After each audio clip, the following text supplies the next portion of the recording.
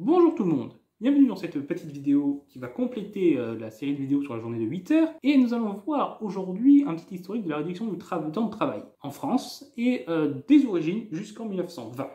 Pourquoi 1920? Car c'est la date d'obtention de la journée de 8 heures. Et comme elle est en bonus de cette série de vidéos sur ce sujet, c'est un découpage cohérent.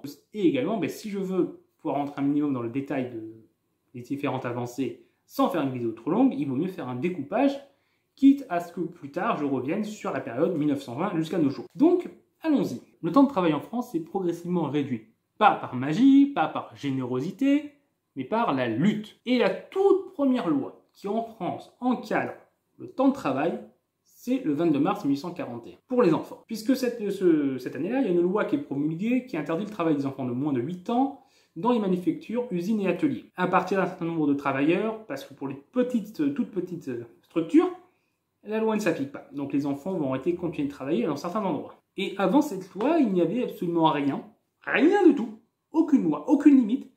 Techniquement, un enfant, même de 3 ans, on pouvait le faire travailler 24 heures par jour, 7 jours sur 7. Légalement, c'était possible. Physiquement, ça n'était pas, mais légalement, rien n'interdisait. Aucune limite. Et en ce début d'essor de l'industrialisation, globalement, cette absence de limite était quand même pas mal utilisée. Et les enfants très jeunes dans les usines, dans l'industrie, par exemple dans le textile ou dans les mines, c'était courant, c'était très courant. Plusieurs médecins l'avaient dénoncé et s'inquiétaient de l'impact à la fois sanitaire de longues journées de plus de 15 heures sur des enfants aussi jeunes, de l'impact également moral pour des gamins de cet âge-là qui doivent travailler et absolument pas s'éduquer. C'était absolument très mauvais physiquement et mentalement pour eux, pour leur développement. Et parmi eux, on trouvait par exemple parmi ces médecins qui dénoncent cette situation, il y avait Louis-René Villermé, qui est un médecin et économiste français, qui est considéré comme un des pionniers de la médecine du travail, qui va donc en 1840 publier un ouvrage qui va s'appeler « Tableau de l'état physique et moral des ouvriers employés dans les manufactures de coton, de laine et de soie », où il va dépeindre les terribles conditions de travail des enfants et leur état de santé déplorable, à une époque où l'espérance de vie dans certains milieux industriels, pour certaines catégories de travailleurs, était souvent pas au-delà de 30 ans, à cause du très fort taux de mortalité infantile, certes, mais très fort taux de mortalité parmi les travailleurs. Les jeunes travailleurs mouraient beaucoup, et quand ils ne mouraient pas, ils étaient tellement usés et détruits par le travail, que souvent, à 30 ans, déjà, ils avaient plein de problèmes de santé. Je ne vais pas rentrer forcément dans les détails, mais il y a des gens aussi qui mouraient sur le travail de fatigue, des gens qui, dans des journées de 18 heures, finissaient par mourir sur l'usine, sur leur machine. Donc il va dénoncer et dépeindre cette horreur, de l'horreur du travail des enfants et même du travail en général à cette époque. Ça sera également dénoncé par des pédagogues, par exemple Marie-Pape Carpentier. Et du coup, ça finit un peu quand même par faire bouger certaines personnes. Et donc, par exemple, il y a le ministre du Commerce et de l'Agriculture, Laurent Cunin-Gréden, qui a déposé une loi à la Chambre des députés en 1840 qui vise à réglementer le travail des enfants. On pourrait se dire, bon, tout le monde va l'accepter sans problème, quand même, c'était trop horrible de faire bosser des enfants de moins de 8 ans dans des conditions horribles. Personne ne pouvait accepter ça. Vous êtes naïf. La loi n'alla absolument pas de soi.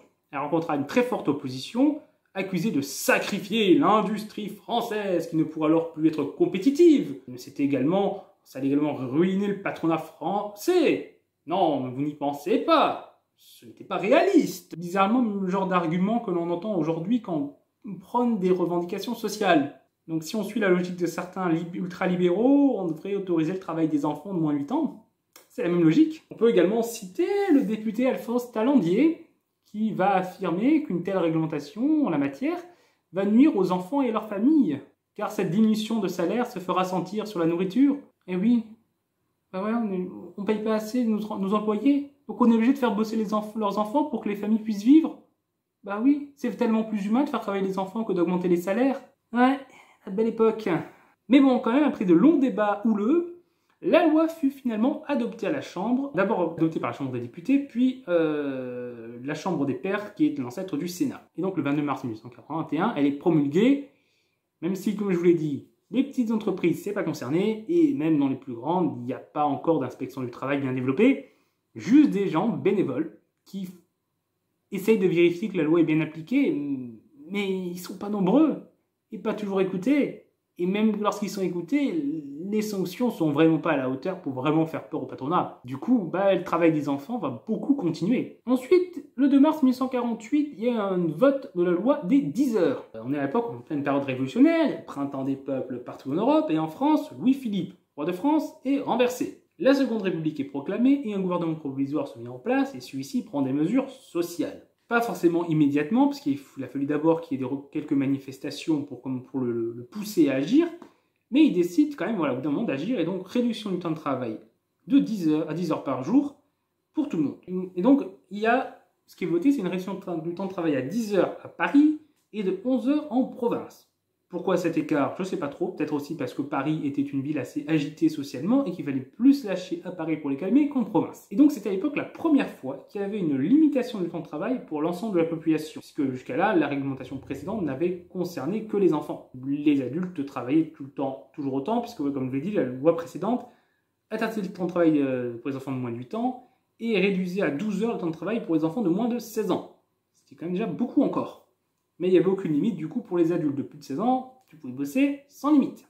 Là, les 10 et 11 heures sont mis en place, mais ne vont pas durer longtemps, puisque suite aux élections législatives qui vont avoir lieu pour élire l'Assemblée nationale de la Seconde République, c'est une majorité plutôt conservatrice issue de la bourgeoisie qui va l'emporter, et celle-ci va revenir en arrière sur plusieurs mesures sociales, et donc va supprimer la journée de 10 heures et la journée de 11 heures, mais quand même garder une journée de 12 heures. Donc c'est pas un retour complètement en arrière, mais voilà. On reste quand même sur une journée assez longue. En 1874, on renforce alors l'encadrement du travail des enfants. Il devient interdit complètement aux enfants de moins de 10 ans, et pour les enfants de moins de 12 ans, donc 10-12 ans, c'est 6 heures de travail par jour maximum, et pour les enfants de 12 à 16 ans, on est à 12 heures. Puisque même à l'époque, la limitation de temps de travail à 12 heures pour les adultes qui était censée s'appliquer, n'était pas de manière très importante. Beaucoup de gens travaillaient encore beaucoup plus que 12 heures, mais là on décide quand même de contrôler ça un peu plus pour les enfants. Et en plus ça va renforcer les moyens de l'inspection du travail, comme je l'ai dit jusqu'à là elle ne s'appuyait que sur des bénévoles. Elle commence alors à avoir ses premiers employés pour tenter de contrôler que les réglementations du temps de travail et des conditions de travail en général soient appliquées. Ensuite, en 1892, on limite à 11 heures le temps de travail pour les femmes, ainsi que pour les enfants de 16 à 18 ans. Et pour les enfants de 12 à 16 ans, le temps de travail est baissé de 12 à 10 heures. Donc il y a des avancées qui continuent, et encore une fois, la loi également prévoit un renforcement des contrôles, même si ceci reste toujours assez insuffisant. De même que les sanctions pour forcer le patronat à appliquer les lois. En 1900, il y a la loi Millerand. Comme je l'avais dit dans la vidéo précédente, il y a donc Millerand qui est un socialiste indépendant qui rentre dans le gouvernement Waldeck-Rousseau et qui va pouvoir faire avancer quelques mesures sociales. La loi Millerand prévoit que la journée doit être ramenée à 11 heures immédiatement. On va donc de 12 heures à 11 heures dans la loi. Ensuite, on prévoit qu'à partir de 1902, c'est 10h30, puis en 1904, 10 heures. Donc c'est une loi qui prévoit de réduire progressivement le temps de travail à 10 heures sur 4 ans. Même si, encore une fois, son application ne sera pas partout. Comme je vous l'ai dit, vidéo précédente, il a fallu, par exemple, en 1907, les gens des carrières se battent pour avoir la journée de 10 heures parce qu'ils travaillaient encore plus de 12 heures par jour, alors que normalement on était plus de 3 ans après son application. Mais bon, on avance progressivement. En 1905, un grand mouvement dans les mines arrive à obtenir une journée de 8 heures dans pas mal d'endroits. Donc c'est le premier secteur à obtenir une journée de 8 heures, ce fut certaines mines. En 1906, du coup, suite à la grande mobilisation qui a eu lieu depuis la catastrophe de Courrières jusqu'en mai 1906, le mouvement ouvrier obtient le repos dominical. À partir de ce qu'avant, il n'y avait aucun repos dans la semaine. On travaillait 7 jours sur 7. Là, maintenant, on a toujours des journées de travail de 10 heures, mais plus que 6 jours sur 7. Ce qui fait qu'on passe d'une semaine de 70 heures à une semaine de 60 heures. C'est déjà mieux. Toujours beaucoup, mais c'est déjà mieux. Et enfin, en 1919, la journée de 8 heures est obtenue, ce qui fait une semaine de 48 heures. Donc on voit que depuis le début de la révolution industrielle, depuis le 19e et 20e siècle, le temps de travail a été progressivement diminué. Et souvent soit par les luttes, en 1948 il y a eu des mouvements de lutte, lorsque Millerand passe ses lois, il y avait des luttes depuis longtemps déjà pour la journée de 8 heures, et donc Millerand, certes, c'est un changement politique qui a permis de concrétiser l'application de la journée de 10 heures, mais s'il n'y avait pas eu tout ce mouvement de lutte avant, ça ne serait probablement jamais passé. Et même une fois la loi passée, il a fallu des luttes pour la faire appliquer. Et donc on voit que cette réduction de temps de travail n'a été aidée qu'à la marge par les évolutions politiques, si ce n'est que par l'évolution du rapport de force, mais l'arrivée au pouvoir de tel ou tel mouvement a souvent eu un impact assez limité à cette époque, et ça se faisait surtout par la lutte. La lutte était déterminante. Et par la suite, cette réduction du temps de travail va se poursuivre, mais nous en parlerons sûrement dans une prochaine vidéo, je ne sais pas encore quand. Et pour aujourd'hui, c'est terminé. Donc j'espère que cette vidéo vous a plu. Si c'est le cas habituel, pouce bleu, partage la vidéo, commentaire. Nous sommes ravis de lire vos commentaires et d'y répondre. Et vous pouvez également vous abonner pour ne pas rater les prochaines vidéos. Au revoir tout le monde.